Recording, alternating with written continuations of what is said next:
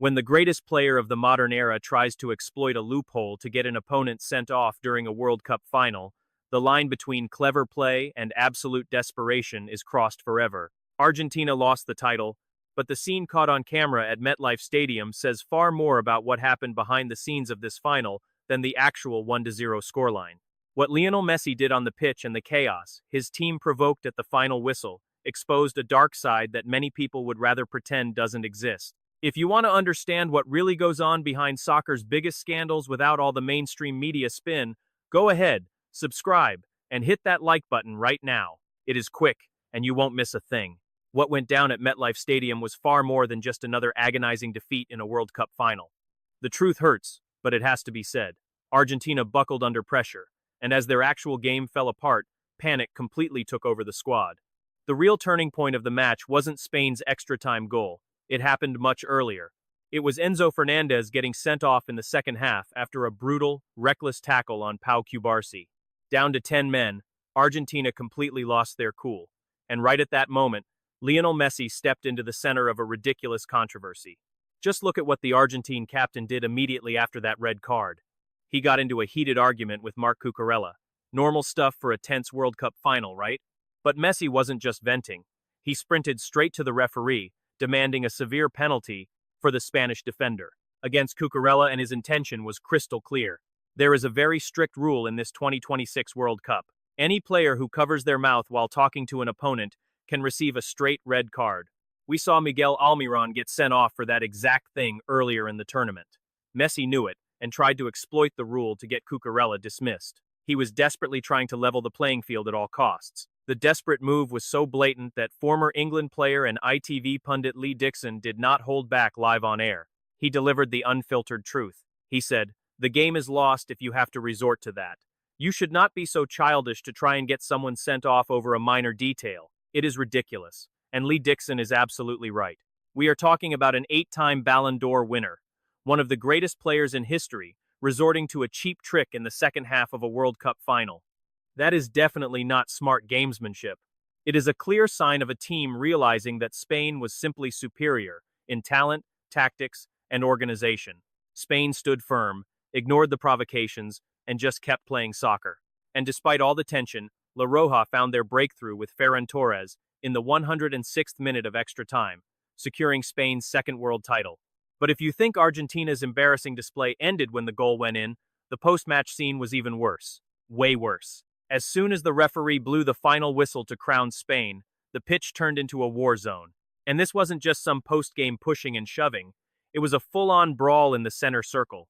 The final score from New York, New Jersey in the 2026 FIFA World Cup final. Spain 1, Argentina 0. Spain are the new champions. The final score from New York.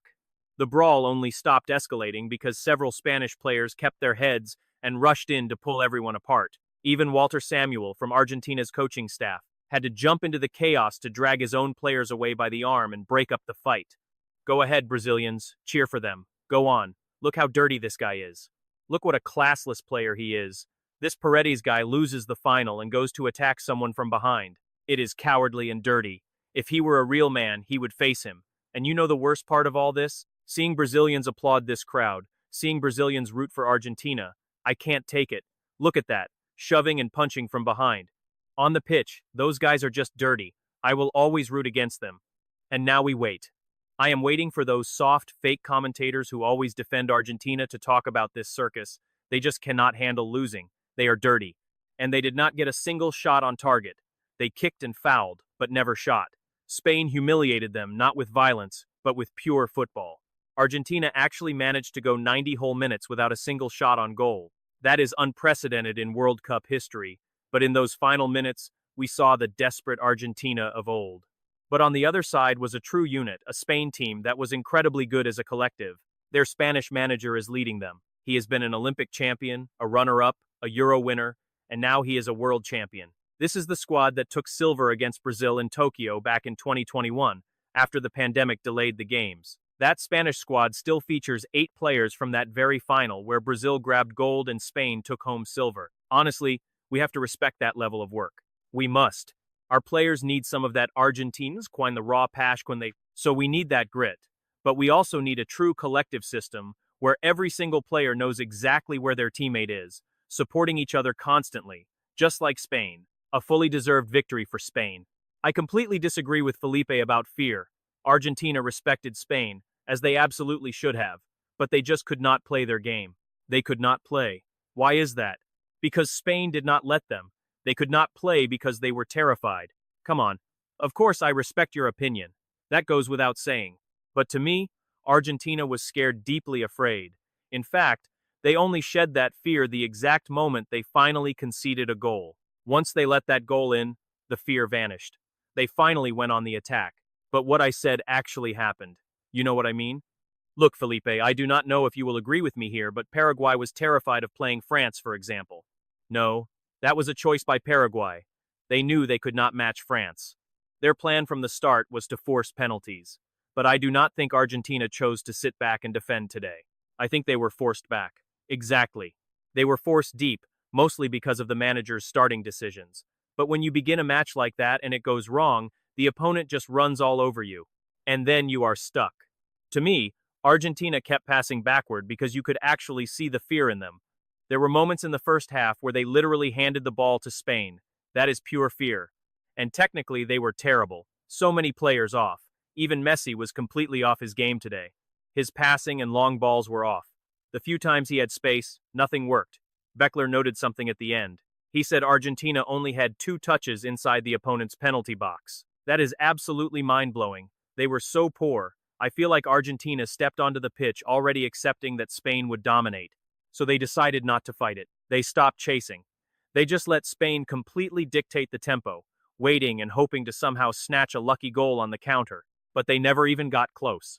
Not even close. Their only attempted shot was a deflected ball that went nowhere. Andre, do you think Argentina completely shrank in this final? I absolutely do. What we saw at MetLife Stadium was not just a defeat on the pitch, the mask completely slipped. Argentina lost more than just the trophy, they lost their dignity. When you watch the biggest star in football history try to manipulate the ref to get an opponent red-carded, followed by players grabbing necks in a brawl, you cannot defend that. Football punishes those who disrespect the game. Spain, superior in tactics and composure, proved the trophy belongs to those who play football, not those who play dirty. Now I want to hear from you. Was this behavior from Messi and the squad just heat-of-the-moment drama, or is it proof that they simply do not know how to handle losing anymore? Drop your thoughts in the comments. Let us get a real debate going. If you like straight talk and have zero patience for making excuses, hit that subscribe button. We will see you in the next video.